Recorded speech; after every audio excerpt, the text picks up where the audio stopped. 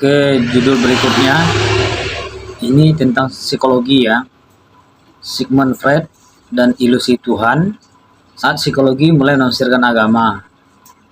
Ini saya buat pendahuluan dulu karena saya yakin nama Sigmund Freud ini banyak yang tahu ya. Ketika belajar di bangku kuliah psikologi, maka banyaklah terbaca nama-nama tokoh-tokoh psikologi, diantaranya Sigmund Freud ini yang agak menonjol gitu ya. Baik, kita akan buat sebuah tangga gitu ya, dari ancient Yunani ke empirisme Inggris, ke kritik agama, enlightenment, kemudian sekarang kita masuk ke tangga kelima lah kira-kira begitu, karena kita mau urutkan ini kritikan terhadap Tuhan ini mulainya dari mana berdasarkan data dan fakta, bukan kita sekedar ya kita harus bertuhan, kita harus beragama. Itu sangat umum sekali ya. Jadi saya buatkan tulisan, bisa dilihat di akun saya sebelumnya, itu akan nampak mulai dari ancient Yunani, naik ke atas Inggris, empirisme Inggris, naik ke atas masa pencerahan dengan tokohnya si ini si itu gitu ya. Sekarang kita sampai ke psikologi yang mencoba menafsirkan agama gitu. Jadi masa pencerahan, kritik agama pada abad 19, maka pemikiran Barat memasuki babak baru. Jika sebelumnya kritik terhadap agama dibangun melalui filsafat, rasionalisme, empirisme, dan kritik sosial, maka pada akhir abad 19 muncul pendekatan berbeda. Agama tidak lagi dipersoalkan hanya menurut logika atau sejarah, tetapi mulai dianalisis melalui kondisi kejiwaan manusia tersebut. Di sini lahir apa yang kemudian disebut dengan psikologi agama. Tokoh yang paling berpengaruh dalam fase ini adalah Sigmund Freud. Dia lahir 1856 dan meninggal 1939. Berarti dalam rentang 39 kan berarti abad ke-20 gitu ya, dan meninggal lahirnya abad 19 ini. Ia basically-nya bukan seorang teolog, bukan juga seorang ahli filsafat. Freud adalah seorang dokter saraf, neurolog. Neurolog dia adalah yang sangat mumpuni gitu, ahli dalam bidang neurolog. Dia di Austria ya, yang kemudian mengembangkan teori psikoanalisis. Psikoanalisis ini menjadi salah satu teori psikologi paling berpengaruh pada abad 20. Melalui teori tersebut, Freud mencoba menjelaskan perilaku manusia, mimpi, trauma, ketakutan, dorongan seksual, hingga juga berbicara tentang agama. Di tangan Freud, agama tidak lagi dipahami sebagai wahyu datang dari Tuhan, melainkan sebagai produk kebutuhan psikologi manusia. Menurutnya, Sigmund Freud ini, manusia menciptakan konsep Tuhan karena membutuhkan rasa aman, perlindungan, figur seperti ayah yang dianggap maha kuat, maha bisa memberikan perlindungan, dan pandangan inilah kemudian menjadi salah satu fondasi yang paling penting dalam berbagai kritik modern terhadap agama. Namun, yang jadi pertanyaan penting adalah apakah benar-benar teori Freud ini berhasil membuktikan bahwa Tuhan hanyalah ilusi, atau ia hanya menjelaskan mengapa manusia dapat beragama tanpa pernah membuktikan apakah Tuhan benar-benar ada atau tidak.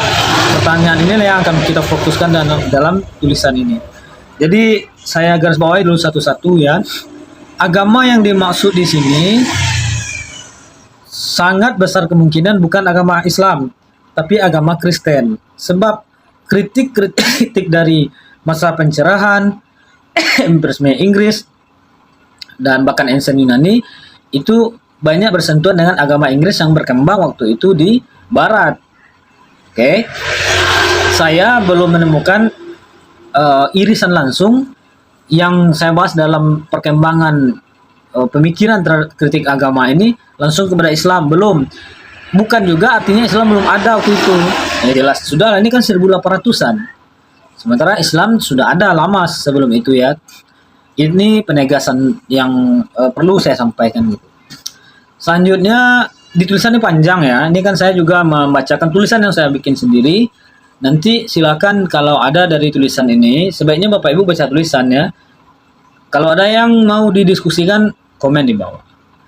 Jadi abad 19, revolusi industri mengubah struktur ekonomi, struktur sosial, bahkan ilmu kedokteran berkembang pesat, neurologi mulai berkembang, mempelajari hubungan antara otak dan perilaku manusia. Ini saya rasa agak terlalu panjang kalau saya sebutkan satu persatu berdasarkan tulisannya. Saya loncat saja dalam video ini, tapi tulisannya sudah presisi kok saya buat. Jadi kita mesti tahu dulu nih, siapa Sigmund Freud ini. Lahir 6 Mei 1856 di Freiburg, Moravia, yakini berada di negara Ceko, dan kemudian menetap di Wina, Austria. Ia menempuh pendidikan kedokteran di Universitas Wina dan mengawali karir sebagai dokter spesialis saraf. Berarti ini dia basically-nya dokter spesialis saraf. Dia meninggal nanti 1939 ya. Oke, kemudian Freud mengembangkan teori psikoanalisis, pendekatan yang berusaha memahami perilaku manusia melalui dinamika alam bawah sadar dan istilah-istilahnya gitu ya. Oke, kita lanjut saja. Itulah dia Sigmund Freud ini memang seorang dokter neurologi. Jadi kontribusi dia dalam psikologi ya sangat-sangat besar, dan dalam memahami tentang perkembangan manusia, pendidikan, kesehatan mental, terapi, otak, dan berbagai aspek kehidupan lainnya. Dan saya perlu garis bawahi dengan sangat tegas di sini. Oke. Saya akan buat satu tema itu mulai dari tulisan presisi, video nih sekarang, video pendek, poster, dan kira-kira ada 4-5 langkah, satu tema. Karena tentu saya bukan berposisi sebagai apologet yang langsung mempertahankan pendapat, tapi saya coba mengurai secara berurutan semampu saya tentunya. Jadi saya harus berikan reason yang sangat presisi juga, bahwa khusus kepada Freud ini, tulisan saya ini sebenarnya jauh lebih sempit ya, mengkaji tentang pemikiran psikologi yang digunakan untuk menjelaskan, menafsirkan, atau bahkan menolak keberadaan Tuhan dan agama. Itu saja. Ya, bukan saya menanggapi tentang psikologi Freud ini secara umum atau hal-hal yang berkaitan dengan neurologi, bukan. Yang saya reaksi, yang saya jadikan tema adalah kritik dan tulisan ini bukan diarahkan kepada disiplin psikologi secara umum, melainkan kepada penggunaan teori psikologi sebagai dasar untuk menafsirkan atau mengambil kesimpulan-kesimpulan yang berhubungan dengan teologi saja. Ini penting nih.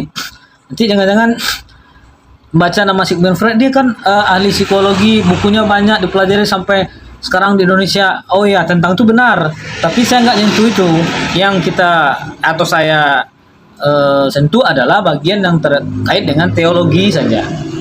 Makanya saya akhir-akhir ini banyak menyampaikan istilah, ya kalau bukan apologet mungkin teologet ya, tapi ini kan sekedar istilah saja gitu. Teologet, kita mereaksi yang berhubungan dengan teologi saja, bukan psikologi secara umum. Baiklah, jadi teori alam bawah sadar menurut Freud ini ada 3 unsur, yaitu dorongan naluriah, ya ada 3 itu ya, nanti dalam bukunya The Feature of an Illusion 1927. Saya rasa ini bisa dibaca juga di dalam tulisan saya. Dia tidak perlu saya terangkan dalam video ini. Kita mau masuk ke inti-intinya saja. Yang jelas begini, apakah Sigmund Freud ini membuktikan Tuhan tidak ada? Nah, ini pentingnya. Ini titik yang sering disalahpahami, bahwa Sigmund Freud, sebagian orang ya menganggap dia membuktikan bahwa Tuhan tidak ada, padahal yang ia lakukan adalah memberikan penjelasan psikologi tentang asal-usul keyakinan beragama. Ini adalah 2 persoalan berbeda sebenarnya.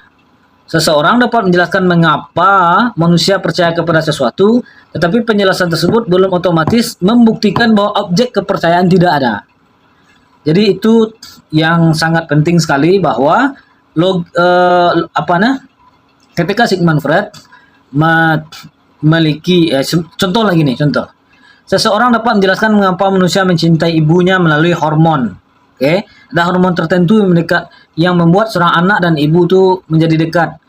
Termasuk juga pengalaman masa kecil atau proses neurologis. Namun penjelasan tersebut tidak bisa membuktikan bahwa sang ibu hanyalah ilusi gitu. Begitu juga dengan menjelaskan proses psikologis, munculnya keyakinan kepada Tuhan karena ini, reason ini, karena ini, karena itu, karena ini, tapi ini tidak bisa serta-merta diambil kesimpulan bahwa Tuhan yang jadi objek itu tidak ada. Nah ini, kalau itu dipaksakan, maka kita masuk kepada genetik falasi. Itu menilai benar dan salah sesuatu keyakinan hanya berdasarkan asal-usul, genetik falasi. Oke, baik. Jadi, Freud ini bukan semata-mata pemikiran diterima gitu. Banyak yang menolak, bahkan yang mengkritik balik terhadap Freud. Oke. Pemikir juga melakukan kontra dengan teori Freud. Misalkan Carl Gustav Jung yang awalnya merupakan murid Freud menolak pandang bahwa agama hanyalah ilusi. Jadi Jung ini pengalaman religius merupakan bagian penting dari struktur psikis manusia dan tidak dapat reduksi menjadi sekedar gangguan psikologi. Kemudian William James melalui The Varieties of Religious Experience 1902 menunjukkan bahwa pengalaman keagamaan memiliki dampak yang nyata terhadap kehidupan manusia. Oke, jadi hal-hal yang disampaikan oleh Sigmund Freud sangat banyak dikritik. Oke, jadi satu lagi nih, Viktor Frankl, pendiri logoterapi, juga berbeda pendapat dengan Freud. Viktor Frankl memiliki bahwa manusia bukan hanya digerakkan oleh dorongan biologis, tetapi juga pencarian makna hidup, dan itulah agama. Oke, jadi dalam banyak kasus agama justru menjadi sumber makna yang membantu seseorang bertahan terhadap penderitaan, juga mengelola emosi dan lain sebagainya. Psikologi modern ternyata tidak pernah mencapai kesepakatan bahwa agama hanyalah ilusi sebagaimana dibungkapkan oleh Freud. Oke, jadi kita sudah nampak bahwa gagasan yang dibentuk oleh Sigmund Freud yang berhubungan dengan teologi adalah agama hanyalah ilusi. Ini mirip-mirip yang disampaikan oleh Ludwig Feuerbach ya. Nanti di tulisan ada. Jadi coba saya terangkan juga dalam video ini gini. Gagasan Sigmund Freud memberikan landasan bagi berkembangnya kritik agama di kalangan pemikir ateis modern. Oke, jadi ini sebuah rangkaian. Rangkaiannya terbentuk, tercipta.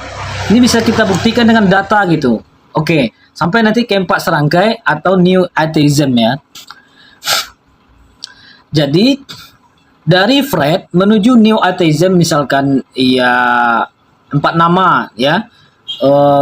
Richard Dawkins, Sam Harris, Daniel Dennett, Christopher Hitchens gitu ya.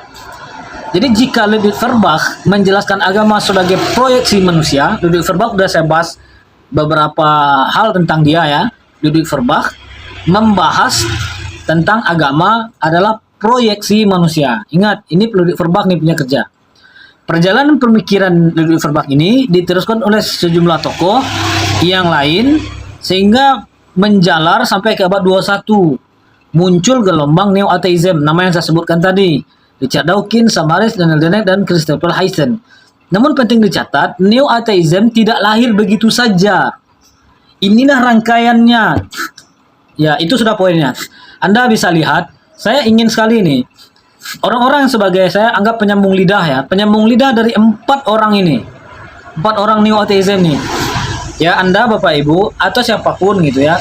Saya bukan menantang dengan apa tidak, tapi coba yang Anda sampaikan itu, ini dia. Saya bukakan ini. Saya bukakan nih urutan-urutan Anda sampaikan. Ya. Nanti biasanya dia pegang itu buku dari Richard Dawkins ya atau lain-lain gitu. Inilah urutannya. Jadi dia tidak muncul dengan begitu saja. Yang awalnya dari kritikan agama, kritikan terhadap lembaga agama, dia berubah sedikit demi sedikit sampai nanti ke neo-atheism. Neo-atheism ini sekali lagi 4 nama itu saya tahu 2 sudah meninggal dunia, 2 lagi yang tinggal. Oke, baik. Richard Dawkins ini masih hidup kayaknya. Jadi Neo atheism tidak lahir begitu saja. Ia merupakan mata rantai panjang yang berawal dari ancient Yunani. Kita bicara di situ tentang Epicurus, Leucippus, Demokritus dulu, Leucippus. Oke. Kemudian berkembang melalui empirisme Inggris dengan tokoh-tokohnya, diperluas pada masa pencerahan Enlightenment, diperkeras pada masa kritik agama abad 19, lalu memperoleh dimensi psikologi melalui Sigmund Freud, gitu kira-kira. Berhenti di sini belum, ada satu tahap lagi. Kalau Sigmund Freud kita bicara tentang psikologi, nanti ada satu lagi kita bicara tentang sosiologi, tokohnya Emil Durkheim. Ini tulisan setelah ini atau tema setelah ini. Baik, poinnya itu sebenarnya. Mudah-mudahan ini bisa ditelaah. Siapapun yang menonton ini silakan klik di bawah kalau mau komentar, baik pro dan kontra.